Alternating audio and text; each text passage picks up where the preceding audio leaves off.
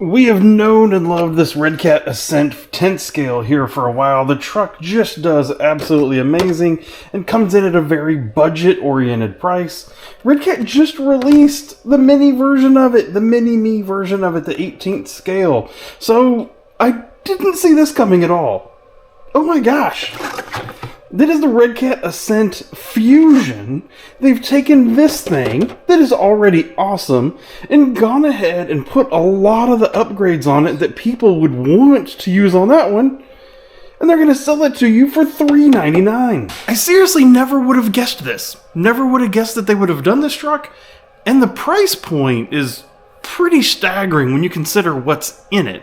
So let's dive in just real quick and go through what's included as an upgrade versus the $299 regular truck, and then we're going to get out there and drive it. The obvious thing that you see right away, full body on the regular truck. It is only the half cab on this truck.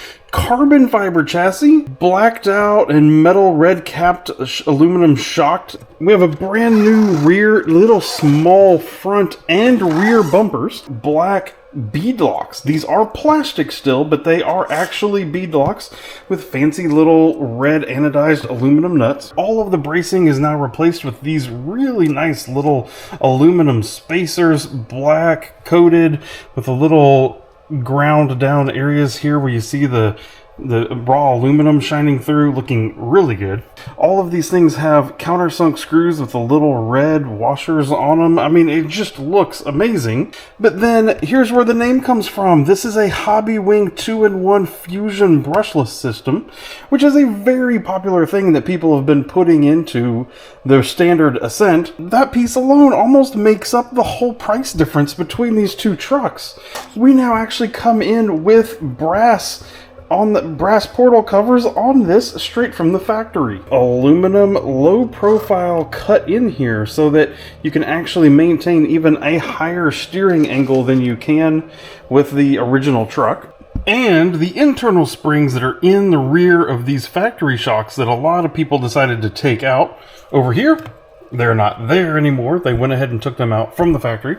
And this motor with this new mounting plate that is here is also lower in the chassis than it was with the factory chassis. I'm just absolutely flabbergasted that they can offer all of this stuff, all of these upgrades to this truck for only $100 more. I'm just staggered. I am just staggered at everything that they included in here for the price point. Like, it's just absolutely a no-brainer. I mean, the chassis alone, this DSM off-road upgrade chassis on this truck was $100. So you could have the stock vehicle plus the chassis, and you've already reached the same price point. Never mind the brass portals, never mind the motor. Like, it's really quite surprising. But enough of me yammering about this. I have a battery that's charged. I'm going to get it in this truck, and we're going to go drive it. I've stuck my Ovonic 2200 milliamp. This is a 3S LiPo right here on the side.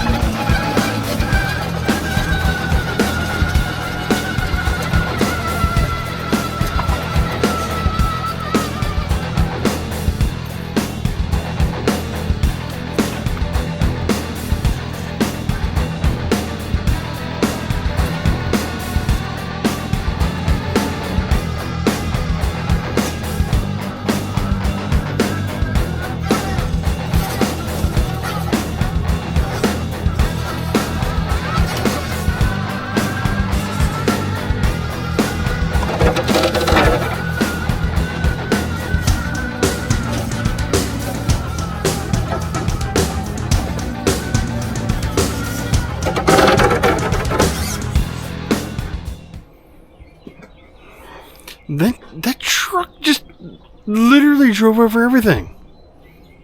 I didn't have to try. It just did it. Usually this is the point where I'm finding the issues and I'm planning like what I'm going to do to the truck next, and oh, it probably needs this upgrade, and I should probably move this weight here, and I should probably... I think you just buy the truck. Let's keep driving it and see what we can find.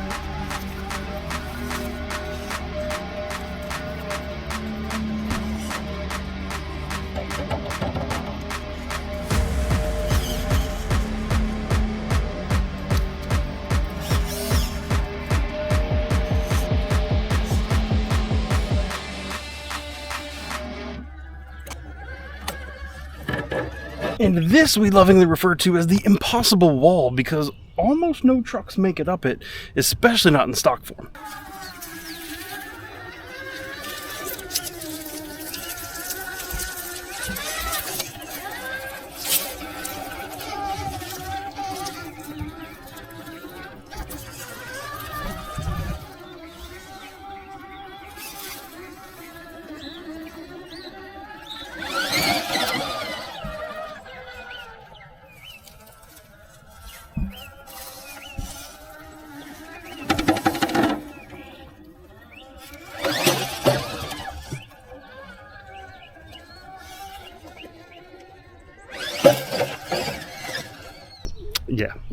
Yeah, it just drove up it.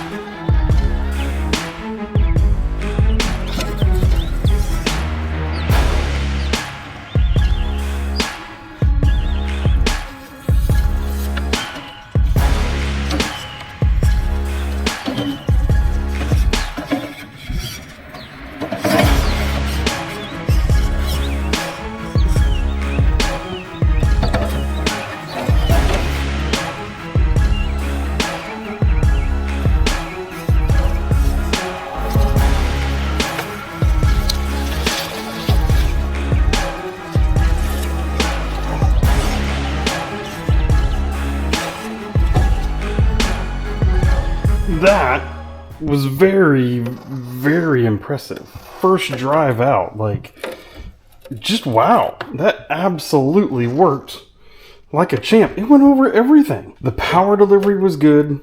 Throttle response and everything was good.